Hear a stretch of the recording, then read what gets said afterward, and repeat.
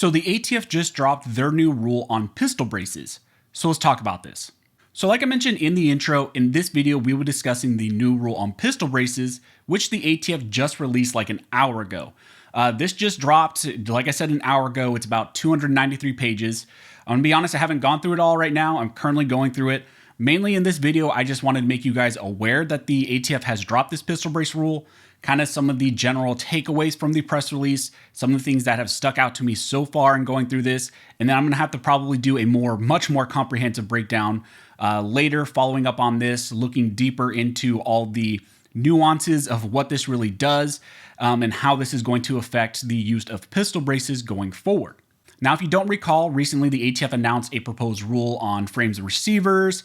They dropped that in mid-August. That was last year, and they implemented it, and that's been part of a ton of litigation. They also proposed a rule on pistol braces, where if a brace was attached to a pistol, an AR pistol, an AK pistol, it would likely be considered an SBR, and therefore subject to the NFA's restrictions.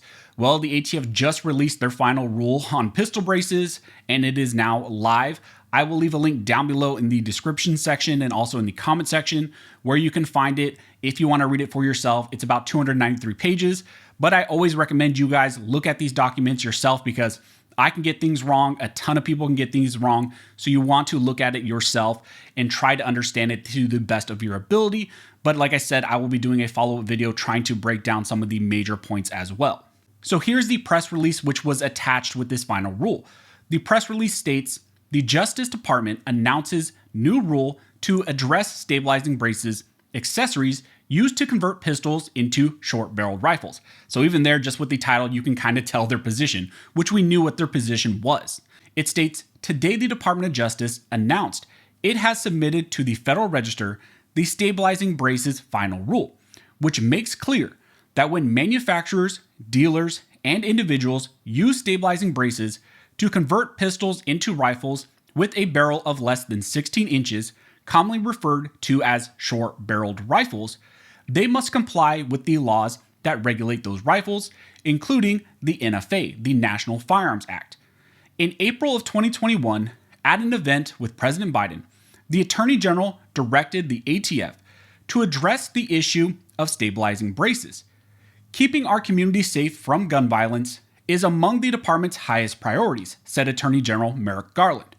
Almost a century ago, Congress determined that short-barreled rifles must be subject to heightened requirements. Today's rule makes clear that firearms manufacturers, dealers, and individuals cannot evade these important public safety protections simply by adding accessories to pistols that transform them into short-barreled rifles. So there you can kind of see in that outright statement what their position is, that adding braces onto these types of firearms will all of a sudden magically make them an SBR and subject them to the NFA's restrictions. The press release goes on to say that this rule enhances public safety and prevents people from circumventing the laws Congress passed almost a century ago. In the days of Al Capone, Congress said back then that short-barreled rifles and sawed-off shotguns should be subject to greater legal requirements than most other guns. The reason for that is that the short-barreled rifles have the greater capability of long guns, yet are easier to conceal like a pistol, said the ATF's director, Steve Dettelbach. But certain so-called stabilizing braces are designed to attach to pistols, essentially converting them into short-barreled rifles to be fired from the shoulder. Therefore, they must be treated in the same way under the statute. Again, there is an outright statement that they will treat these types of items in the same way that they treat an SBR. Since the 1930s, the NFA has imposed requirements on short-barreled rifles because they are more easily concealable than long-barreled rifles, but have more destructive power than traditional handguns. Beyond background checks and serial numbers, those heightened requirements include taxation and registration requirements that include background checks for all transfers, including private party transfers. Often when pistols are converted to rifles by the use of a stabilizing brace covered by the rule, they have barrels less than 16 inches in length and must comply with the same heightened requirements that apply to short-barreled rifles under the NFA. The rule goes into effect on the date of publication in the Federal Register. The rule allows for a 120-day period for manufacturers, dealers, and individuals to register tax-free and existing NFA short-barreled rifles covered by the rule. Other options include removing the stabilizing brace to return the firearm to a pistol or surrendering covered short-barreled rifles to the ATF. Nothing in this rule bans stabilizing braces or the use of stabilizing braces on pistols. That's also a little bit important, but it's funny how they always point that out. Yes, it's not a ban on stabilizing braces. It's simply a registration of any pistol with a brace attached to it. So that's generally what the DOJ and the ATF said that they're going to do with this pistol brace rule. Any pistol with a barrel length of less than 16 inches and a attached stabilizing brace will now likely be treated as an SBR. The ATF says you have 120 days from the date of the publication to the register to essentially register it with the ATF, register it as an SBR. They did, in fact, include the amnesty period or the amnesty of the tax, which they had indicated and we were all kind of expecting. So they're not going to require a tax with this. I guess that is to sweeten the deal to get more people to comply with this ATF overreach. And the only other option you would really have is to either remove the brace from the item or to destroy it or to give it up to the ATF.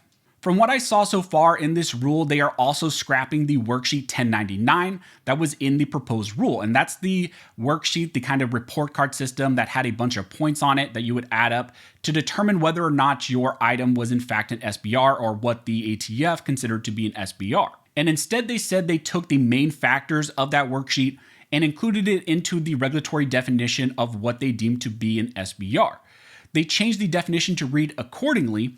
The department amends the definition of rifle under 27 CFR 478.11 and 479.11 to expressly state that the term designed or redesigned, made or remade, and intended to be fired from the shoulder includes a weapon that is equipped with an accessory, component, or other rearward attachment, e.g. a stabilizing brace, that provides surface area that allows the weapon to be fired from the shoulder, provided other factors, as listed in the amended regulations and described in this preamble, indicate that the weapon is designed, made, and intended to be fired from the shoulder.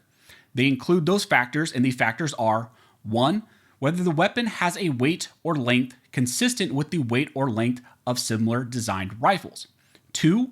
Whether the weapon has a length of pull measured from the center of the trigger to the center of the shoulder stock or other rearward accessory, component, or attachment, including an adjustable or telescoping attachment with the ability to lock into various positions along a buffer tube, receiver extension, or other attachment method that is consistent with similar designed rifles. 3. Whether the weapon is equipped with sights or a scope with eye relief that require the weapon to be fired from the shoulder in order to be used as designed.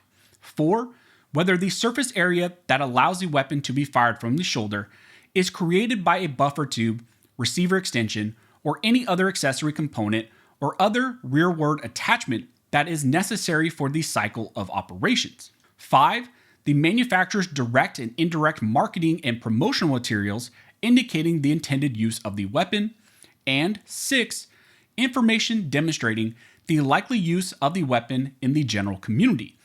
All of the objective design features and factors listed in the rule that indicate the weapon is designed, made, and intended to be fired from the shoulder are derived from the proposed rule and the proposed worksheet 4999. So there what they did is they scrapped that worksheet, they took some of the main factors, and now they're saying if this has a brace on it, if this firearm has a brace on it and it has these design features like its length from the buffer to, or from the trigger to the buffer tube, if it's a telescoping like aspect, if the weight is similar to a traditional rifle, then they will weigh all that to consider whether or not the item is an SBR or not.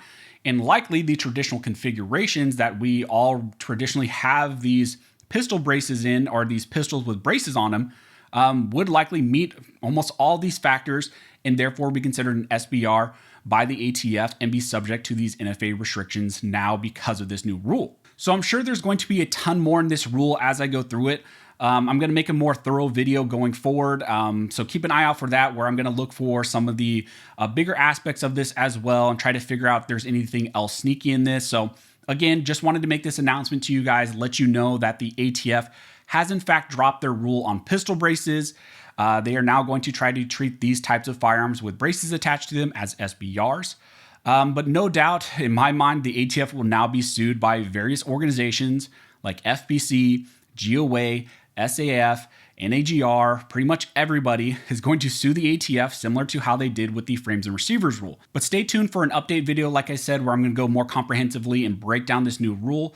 If you have any questions, comment down below and I will try to answer those as well. And make sure you spread this video around, let everybody know that the new rule on pistol braces has in fact dropped. The ATF, the DOJ has released it, and I will again leave links down below where you can find that. And again, just spread this news because everybody needs to know about this. So as always, thank you all for watching. Don't forget to like and subscribe. And never forget, this nation was built by armed scholars, and this nation will be maintained by armed scholars.